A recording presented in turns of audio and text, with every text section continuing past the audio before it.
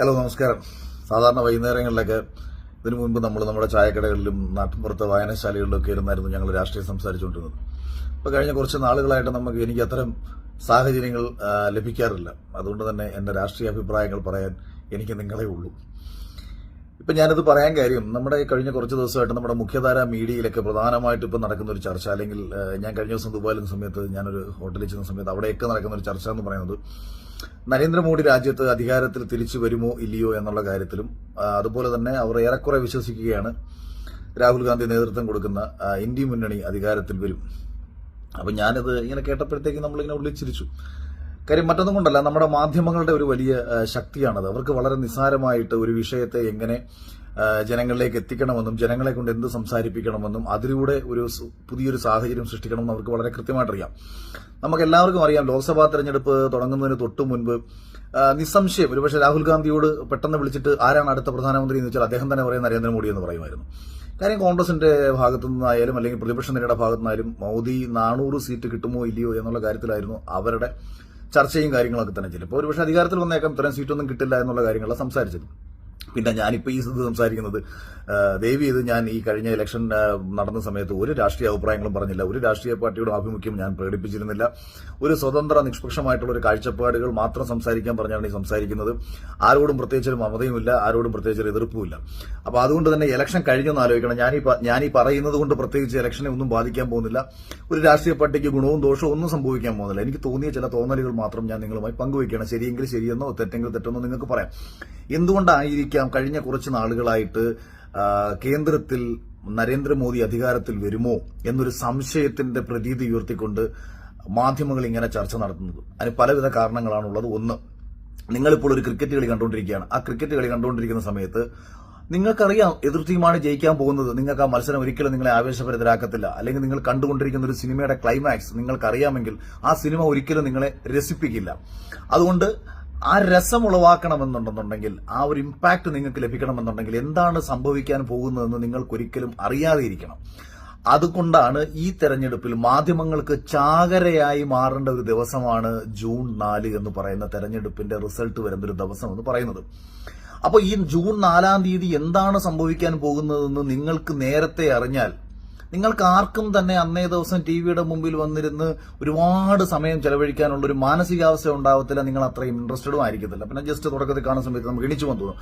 പക്ഷെ അന്നേ ദിവസം ഉണ്ടാവുന്ന ഒരു വലിയ TRP, ഒരു വലിയ സ്പോൺസർഷിപ്പുകൾ, വലിയ പരസ്യങ്ങൾ തുടങ്ങി മാധ്യമങ്ങൾക്ക് കൊഴിപ്പിക്കാൻ പറ്റുന്ന ഒരു വലിയ നിമിഷം, അനിശ്ചിതത്വങ്ങളുടെയും കാര്യങ്ങളുടെയും നിമിഷം. പിന്നെ അവർ കഴിഞ്ഞ ഒരു 2-3 ആഴ്ചക്കാലമായി അല്ലെങ്കിൽ ഒരു മാസങ്ങളായി പറഞ്ഞുകൊണ്ടിരിക്കുകയാണ് നരേന്ദ്രമോദി വരുമോ. അപ്പോൾ ഉടനെ സംശയങ്ങളുണ്ടാവും. ഞങ്ങൾ കഴിഞ്ഞ കുറച്ച് നാളുകൾ കേട്ടുകൊണ്ടിരിക്കുകയാണല്ലോ മോദി തോൽക്കും, പിന്നെ എങ്ങനെ മോദി വീണ്ടും ജയിച്ചു. അപ്പൊ അതായത് ഞാൻ പറയുന്നത് നരേന്ദ്രമോദി വലിയ ഭൂരിപക്ഷത്തിൽ വിജയിച്ചു കഴിഞ്ഞാൽ ജനങ്ങൾക്കിടയിൽ ഒരു സംശയത്തിന്റെ ഒരു കുഞ്ഞ് ഒരു അമ്പ് എടുത്ത് കുത്തി കൊടുക്കാൻ പറ്റും. അപ്പോൾ അവർ വിചാരിക്കാം ഇനി VVPAT കള്ളത്തരം കാണിച്ചതാണോ, വോട്ടിംഗ് മെഷീനിൽ കള്ളത്തരം കാണിച്ചതാണോ, അങ്ങനാണോ ഇങ്ങനെയാണോ മറ്റേതാണോ. അപ്പൊ എന്തുകൊണ്ടാണ് മോദി വീണ്ടും വലിയ രീതിയിൽ അധികാരത്തിൽ വന്നത് എന്നതിനെ തുടർന്ന് അടുത്ത ഒരു മാസം സിമ്പിളായിട്ട് ചാനൽ ചർച്ചകളും ബഹളങ്ങളും കാര്യങ്ങളുമായി ബന്ധപ്പെട്ട് ഇങ്ങനെ ഓടിച്ചുകൊണ്ട് പോവാം. ഓരോരോ നേതാക്കന്മാർ അവിടെ ഇറങ്ങും, രാജ്യത്തിന്റെ ഭരണഘടനാ സംവിധാനത്തെ വെല്ലുവിളിച്ചുകൊണ്ടും അതുപോലെ തന്നെ നമ്മുടെ വോട്ടിംഗ് മെഷീനിൽ കള്ളത്തരം കാണിച്ചാണ് മോദി ജയിച്ചതെന്നൊക്കെ പറഞ്ഞുകൊണ്ട് അപ്പം പിന്നെ അതിനെ തുടർന്ന് ചർച്ചകൾ കാര്യങ്ങൾ രണ്ടായാലും ഒരു മാസം ഈ കാര്യങ്ങൾ കൊഴിപ്പിക്കണമെങ്കിൽ ഒരു 50-50 ചാൻസിന്റെ സാധ്യതകളെ മുൻനിർത്തി വേണം മീഡിയാസിന് ഇപ്പോൾ ഈ വിഷയത്തെ കൊണ്ടുപോയിക്കൊണ്ടിരിക്കാൻ. പക്ഷെ ഞാൻ ഉറപ്പിച്ചു പറയുകയാണ്, യാതൊന്നും സംഭവിക്കാൻ പോകുന്നില്ല. ശരിയാണ്, നരേന്ദ്രമോദി വികസനങ്ങളും കാര്യങ്ങളും ഒക്കെ മാറ്റിവെച്ച് വീണ്ടും തങ്ങളുടെ വർഗീയ കാർഡുകളും വർഗീയ അജണ്ടകളും തന്നെ മുന്നിട്ട് നിൽക്കുന്നത് അദ്ദേഹത്തിന് ജയിക്കാൻ കഴിയുമെന്നുള്ള സംശയം കൊണ്ടോ അല്ലെങ്കിൽ 300 സീറ്റ് കിട്ടുമെന്നുള്ള വെച്ചിട്ടല്ല. അദ്ദേഹം പറഞ്ഞ 400 സീറ്റിലേക്ക് അദ്ദേഹത്തിന് എത്തണം. അതായത് ഇന്ത്യൻ പ്രൈം മിനിസ്റ്റർ പരസ്യമായി തെരഞ്ഞെടുപ്പിന് മുൻപേ പറയുകയാണ് 400 സീറ്റിലേക്ക് നമ്മൾ എത്തും എന്ന് പറയുമ്പോൾ തന്റെ വാക്കിനോട് നീതി പുലർത്തക്ക ഒരു വിജയം നേടിയെടുക്കണമെങ്കിൽ ആത്മാർത്ഥമായി പണിയെടുത്തേ പറ്റൂ. അതുകൊണ്ട് എല്ലാ കാലവും BJP സംബന്ധിച്ച് ആത്മാർത്ഥമായി പണിയെടുക്കുക എന്ന് പറഞ്ഞാൽ ജനങ്ങൾക്കിടയിൽ ചെറിയ രീതിയിൽ വർഗീയതയുടെ ഭിന്നിപ്പ് സൃഷ്ടിക്കുക, മതപരമായിട്ടൊന്ന് ഡിവൈഡേഷൻ കൊടുക്കുക. സ്വാഭാവികമായിട്ടും ഇന്ത്യ മഹാരാജ്യത്തെ 80-ലധികം ശതമാനം വരുന്ന ജനതയിൽ, ഉത്തരേന്ത്യയിൽ വരുന്ന ജീവിക്കുന്ന ജനതയുടെ ഭാഗത്തുനിന്ന് ഒരു വലിയ ഇമ്പാക്ട് വോട്ടിലൂടെ അവർക്ക് പ്രതിഫലിക്കുമെന്ന് അവർക്കറിയാം. എത്ര വികസനം ചെയ്താലും, എത്രയൊക്കെ ജനക്ഷേമ പദ്ധതികൾ ചെയ്താലും, എത്രയൊക്കെ ഇൻഫ്രാസ്ട്രക്ചർ ഡെവലപ്പ് ചെയ്താലും നമ്മുടെ രാജ്യത്തെ ജനതയ്ക്ക് വർഗീയത ഏറെക്കുറെയൊക്കെ ഇഷ്ടപ്പെടുന്ന ഒരു കാര്യമാണ് എന്നുള്ളതിന്റെ ഒരു സത്യമാണ് ബിജെപിക്ക് ലഭിച്ചുകൊണ്ടിരിക്കുന്നത് തുടർച്ചയായ വിജയം. പക്ഷേ അതേസമയം തന്നെ ഞാൻ അവരെ തള്ളിപ്പറയുന്നില്ല. ഇൻഫ്രാസ്ട്രക്ചർ ഡെവലപ്മെന്റ് ആയാലും മറ്റുള്ള കാര്യങ്ങളായാലും ഒക്കെ തന്നെ അവർ നന്നായി കൊണ്ടുപോകുന്നു എന്നതിനോടൊപ്പം തന്നെ അവരുടെ വർഗീയത പരിപാടികളും അവർ ഫലപ്രദമായി വിജയിപ്പിക്കുന്നു. രണ്ടായാലും ഒരു വലിയ വിജയം മോദിയിലൂടെ ബിജെപിക്ക് ലഭിക്കും എന്നുള്ള കാര്യത്തിൽ യാതൊരു സംശയവും എനിക്കില്ല, കാര്യങ്ങൾ മനസ്സിലാക്കിയ ഒരു വ്യക്തി എന്ന നിലയിൽ. അതുകൊണ്ട് ഇത് നമ്മുടെ എല്ലാ മീഡിയാസിനും അറിയാവുന്ന ഒരു കാര്യവുമാണ്. അപ്പോൾ അവർക്ക് മറ്റൊരു ചർച്ചയിലേക്ക് കൊണ്ടുവരണമെങ്കിൽ സ്വാഭാവികമായിട്ടും മോദി വരില്ലെന്നോ, മോദിക്ക് വിജയം ലഭിക്കില്ലെന്നോ, അല്ലെങ്കിൽ 230 സീറ്റ് ലഭിക്കത്തുള്ളൂ എന്തൊരു പ്രതീതി ഇവിടെ ഉണ്ടാക്കണം. അതിന് ശ്രമിച്ചുകൊണ്ടേയിരിക്കുന്നു. അതാണ് ആദ്യമായിട്ട് ഈ വിഷയത്തിൽ ഇവരുടെ ഒരു അജണ്ട. എന്തുകൊണ്ട് ഇങ്ങനെ ചർച്ചകൾ നടക്കുന്നു. ഇനി രണ്ടാമത്തെ അജണ്ട എന്ന് പറയുന്നത്, ലോകം നിയന്ത്രിക്കപ്പെടുന്ന സാമ്പത്തിക ശക്തികൾ എല്ലാവരും കൂടി ചേരുന്ന ഒരു സ്ഥലമാണ് ഷെയർ മാർക്കറ്റുകൾ എന്ന് നിങ്ങൾക്ക് എല്ലാവർക്കും അറിയാം. തെരഞ്ഞെടുപ്പിന്റെ ഫലം ഷെയർ മാർക്കറ്റിൽ ഉണ്ടാക്കാൻ പോകുന്നത് 10,000-കണക്കിന് കോടി രൂപയുടെ ലാഭനഷ്ടങ്ങളാണ്. ലാഭമാവാം, നഷ്ടങ്ങളുമാകാം. അതുകൊണ്ട് തന്നെ അനിശ്ചിതത്വം നിലനിർത്തി കഴിഞ്ഞാൽ ഷെയർ മാർക്കറ്റുകൾ വരുന്ന ഫ്ലക്ച്വേഷനുകൾ വളരെ വലുതാണ്. ട്രേഡിങ്ങുകളിൽ സംഭവിക്കുന്ന ഫ്ലക്ച്വേഷനുകൾ വളരെ വലുതാണ്. നരേന്ദ്രമോദി തന്നെ വീണ്ടും അധികാരത്തിൽ എത്തുമെന്നുള്ള ഉറപ്പ് ലഭിച്ചാൽ വലിയ രീതിയിലേക്ക് ഇന്ത്യൻ വിപണിയിലേക്ക് ലോക സാമ്പത്തിക ബിസിനസ്സുകാർ ഇവിടേക്ക് ആകർഷിക്കപ്പെടുകയും വലിയ ഹ്യൂജ് ഇൻവെസ്റ്റ്മെന്റുകൾ, അതായത് പുറത്തു നിന്നുള്ള ഹ്യൂജ് ഇൻവെസ്റ്റുകൾ ഇന്ത്യൻ മാർക്കറ്റിലേക്ക് വരികയും ചെയ്യും. കാര്യം കരുത്തോടുകൂടി വീണ്ടും ഒരു ഭരണ സംവിധാനം ഇന്ത്യയിലേക്ക് വരുന്നു. അതേസമയം ഈ ഭരണ സംവിധാനത്തിന് എന്തെങ്കിലും കോട്ടങ്ങൾ സംഭവിച്ചു കഴിഞ്ഞാൽ രാജ്യത്ത് 10, 15, 25 പേര് ചേർന്ന ഒരു മുന്നണി ഈ രാജ്യം ഭരിക്കുന്ന സാഹചര്യത്തിൽ ഈ രാജ്യം തകർന്ന് തരിപ്പണമാകുമെന്നും ഈ രാജ്യത്തെ സാമ്പത്തിക വ്യവസ്ഥ തകർന്ന് തരിപ്പണമാകുമെന്നും അറിയാവുന്ന മറ്റുള്ളവർ വെയിറ്റ് ചെയ്യും. എപ്പോൾ ഇൻവെസ്റ്റ് ചെയ്യണം, എപ്പോൾ ഇൻവെസ്റ്റ് ചെയ്യേണ്ട, എന്താണ് സംഭവിക്കാൻ പോകുന്നത് എന്നുള്ള അനിശ്ചിതത്വത്തിനെ തുടർന്ന് ഷെയർ മാർക്കറ്റുകളെ ഇത് വലിയ രീതിയിൽ സ്വാധീനിക്കുകയും ജൂൺ 4-ന് ശേഷം ഒന്നുകിൽ ഒരു വലിയ കുതിച്ചുയർന്ന ഷെയർ മാർക്കറ്റിനെ നിങ്ങൾക്ക് കാണാൻ കഴിയും, ഇല്ലെങ്കിൽ വീഴുന്നത് കാണാൻ കഴിയും.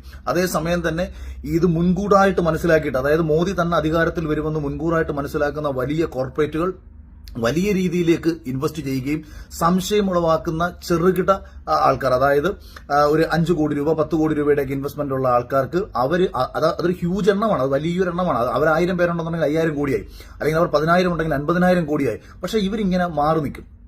അതേസമയം കോർപ്പറേറ്റുകൾ വലിയ രീതിയിൽ ഇൻവെസ്റ്റ് ചെയ്തിട്ട് അവരിതിനകത്ത് നിൽക്കുകയും ചെയ്യും. അപ്പൊ ഇങ്ങനെയൊക്കെയുള്ള ഒരു വലിയ സാധ്യതകളെ, അതായത് രാജ്യത്തിന്റെ സമ്പദ് വ്യവസ്ഥയെ നിയന്ത്രിക്കത്തക്ക വലിയ സാധ്യതകളും ഇത്തരം സംശയങ്ങൾ നിലനിർത്തി വെക്കുന്നതിലൂടെ ഇവർക്ക് ലഭിക്കാം. അപ്പൊ ഈ 2 കാരണങ്ങളാലാണ് ക്ലൈമാക്സ് എന്താണെന്ന് നിങ്ങൾക്ക് ഉറപ്പ് നൽകാത്ത രീതിയിൽ സംശയത്തിന്റെ സാധ്യതകളെ നിങ്ങളെ മുന്നിലേക്ക് ഇട്ടുകൊണ്ട് മാധ്യമങ്ങൾ വലിയ രീതിയിൽ ചർച്ച നടത്തുകയും, അതായത് വളരെ ഈസിയായിട്ട് നരേന്ദ്രമോദി അധികാരത്തിൽ വരും എന്ന് വിശ്വസിച്ചിരുന്ന കോൺഗ്രസിലെ നേതാക്കന്മാർക്കും പ്രതിപക്ഷ രാഷ്ട്രീയ പാർട്ടി നേതാക്കന്മാർക്കും ഇടയിൽ ഇപ്പോൾ ഒരു നേരിയ പ്രതീക്ഷകൾ വന്നു തുടങ്ങിയാണ്. എന്തെങ്കിലും സാധ്യതകളുണ്ടോ, ഇനി നമ്മൾ അധികാരത്തിൽ വരുമോ എന്നുള്ള സാധ്യതകളുണ്ട്. പക്ഷെ ഒരു ശതമാനം പോലും ഇവരാരും പ്രതീക്ഷിക്കേണ്ട, അത് ഒരിക്കലും സംഭവിക്കില്ല. അത്രയേറെ നമ്മുടെ രാജ്യത്ത് മതപരമായ വർഗീയ വിഷവിത്തുക്കൾ സൃഷ്ടിക്കപ്പെട്ട് കഴിഞ്ഞു എന്നതൊരു പരമമായ യാഥാർത്ഥ്യമാണ്. പ്രത്യേകിച്ച് ഉത്തരേന്ത്യൻ മണ്ണിൽ മുസ്ലിം സമുദായം തന്നെ വലിയ രീതിയിൽ ഇപ്പോൾ ബിജെപിക്ക് ഒപ്പം കൂടിയിട്ടുണ്ട് എന്നത് എന്തുകൊണ്ടാണെന്ന് വെച്ചാൽ അവർക്ക് നഷ്ടമുണ്ടാവുന്നില്ല എന്നുള്ളത് കൊണ്ടാണ്. അതായത് ഇപ്പം നമ്മൾ ദുബായ് പോലത്തെ അല്ലെങ്കിൽ മറ്റ് അറബ് രാഷ്ട്രങ്ങൾ എടുക്കാം, മുസ്ലിം രാഷ്ട്രങ്ങൾ എടുക്കാം, അവിടെ എത്രയോ ഹിന്ദുക്കൾ വളരെ സമാധാനത്തോടു കൂടിയും സന്തോഷത്തോടു കൂടിയും ബിസിനസ് ചെയ്ത് ജീവിക്കുന്നു. അവർ തന്നെ പറയുകയാണ്, പറയുമ്പോൾ അത് മുസ്ലിം രാഷ്ട്രമാണ്, പക്ഷെ ഞങ്ങൾക്ക് ഇവിടെ ബിസിനസ് ചെയ്യാൻ യാതൊരു പ്രശ്നങ്ങളുമില്ല, ഞങ്ങൾക്ക് ഇവിടെ ഇൻവെസ്റ്റ് ചെയ്യാൻ യാതൊരു പ്രശ്നങ്ങളുമില്ല. ഇത് തന്നെയാണ് ഉത്തരേന്ത്യയിലെ ബിസിനസ് ചെയ്യുന്ന, ഉത്തരേന്ത്യൻ മണ്ണിൽ ജീവിക്കുന്ന ഒട്ടുമിക്ക എല്ലാ മുസ്ലിങ്ങളും പറയുന്നത്. പറയുമ്പോൾ ഇവർ വർഗീയവാദികളാണ്, ഹിന്ദു വർഗീയവാദികളാണെന്നൊക്കെ പറയും, പക്ഷെ ഞങ്ങൾക്ക് അവരൊരു പ്രശ്നം ഉണ്ടാക്കുന്നില്ല. അപ്പൊ ഈ രാജ്യത്ത് 130 കോടി ജനതയുണ്ട്. ഈ 130 കോടി ജനതയുടെ 1% എന്ന് പറയുന്നത് 1.3 കോടിയാണ്, 1.3 കോടി ജനതയാണ്. 1.3 കോടി ജനത എപ്പോഴെങ്കിലും പരാതിപ്പെട്ടതായിട്ട് നിങ്ങൾ കേട്ടിട്ടുണ്ടോ? ഇനി അതിന്റെ ഒരു 10% എടുക്കാം. 1.3 കോടി ജനതയുടെ 10%, അതായത് രാജ്യത്തെ ജനതയുടെ 100% 13 ലക്ഷം പേർ. ഈ 13 ലക്ഷം പേർ, അതായത് 13 ലക്ഷം പേർക്ക് എവിടെങ്കിലും പ്രശ്നങ്ങൾ ഉണ്ടതായിട്ട് ഒരു വാർത്തയോ ന്യൂസോ കാര്യങ്ങളോ കേട്ടിട്ടുണ്ടോ? നമ്മൾ ഈ കേൾക്കുന്നതൊക്കെ തന്നെ ഇത്രയും ജനത താമസിക്കുന്ന ഈ രാജ്യത്ത് വിരലിൽ എണ്ണാവുന്ന പ്രശ്നങ്ങളോ മറ്റു പല കാര്യങ്ങളോ ഒക്കെയാണ് പലപ്പോഴും നമ്മൾ വാർത്തയിലൂടെ കേട്ട് പെരുപ്പിച്ച് ഇത് മുഴുവനാണ് ഈ രാജ്യത്ത് സംഭവിക്കുന്നത് എന്ന് പറഞ്ഞ് വലിയ രീതിയിൽ ജനറലൈസ് ചെയ്ത് നമ്മൾ സംസാരിക്കുന്നത്. അപ്പോൾ വോട്ടിന് വേണ്ടിയിട്ട് മതവർഗീയതയും വിഭാഗീയതയും BJP ഒരു ഭാഗത്ത് പറയുമെങ്കിലും ഭരണ സംവിധാനത്തിൽ ആ കാര്യങ്ങൾ ഇല്ലാത്തത് കൊണ്ട് തന്നെ മറ്റ് ബിസിനസ്സുകാർക്ക്, ഇപ്പോൾ യൂസഫ് അലി സാഹിബിനെ പോലുള്ള ആൾക്കാരായിക്കോട്ടെ, രാജ്യത്തെ ഉന്നത ബിസിനസ് ചെയ്യുന്ന ആൾക്കാരായിക്കോട്ടെ, ചെറുകിട ബിസിനസ് ചെയ്യുന്ന ആൾക്കാരായിക്കോട്ടെ, ഇവർക്ക് ജീവിക്കാനുള്ള തടസ്സങ്ങൾ സൃഷ്ടിക്കുമ്പോഴാണ് ഇവർക്കൊക്കെ മാനസികമായിട്ട് മറ്റു രീതിയിൽ പ്രശ്നങ്ങൾ ഉണ്ടാവുന്നത്. അപ്പൊ അതങ്ങോട്ട് ഉണ്ടാവുന്നില്ല എന്നുള്ളത് ഞാൻ ഈ പറയുന്നത് നിങ്ങൾ വിശ്വസിക്കേണ്ട. നിങ്ങൾക്ക് അറിയാവുന്ന ആൾക്കാർക്ക് നിങ്ങൾ പോയി സംസാരിച്ചാൽ മതി, അല്ലാതെ എന്നെ അടിവന്ന് നിങ്ങൾ കമന്റ് ഇട്ട് തെറി വിളിക്കാനൊന്നും നിൽക്കേണ്ട കാര്യത്തിൽ. അപ്പൊ ഈ കാര്യങ്ങളൊക്കെ തന്നെയാണ് ഇപ്പോൾ ഇവിടെ നടന്നുകൊണ്ടിരിക്കുന്നത്. ഇനി കേരളത്തിലേക്കൊന്ന് വന്നാൽ, ഇടതുപക്ഷത്തിന് ദേശീയ രാഷ്ട്രീയത്തിലുള്ള പ്രാധാന്യം വലിയ രീതിയിൽ നഷ്ടപ്പെട്ടെങ്കിൽ കൂടിയും കേരളത്തെ സംബന്ധിച്ച് അവർക്ക് നേരിയ പ്രതീക്ഷ ഉണ്ട് എന്നുള്ളത് സത്യമാണ്. പല മണ്ഡലങ്ങളിലും കോൺഗ്രസ് പരാജയപ്പെടും.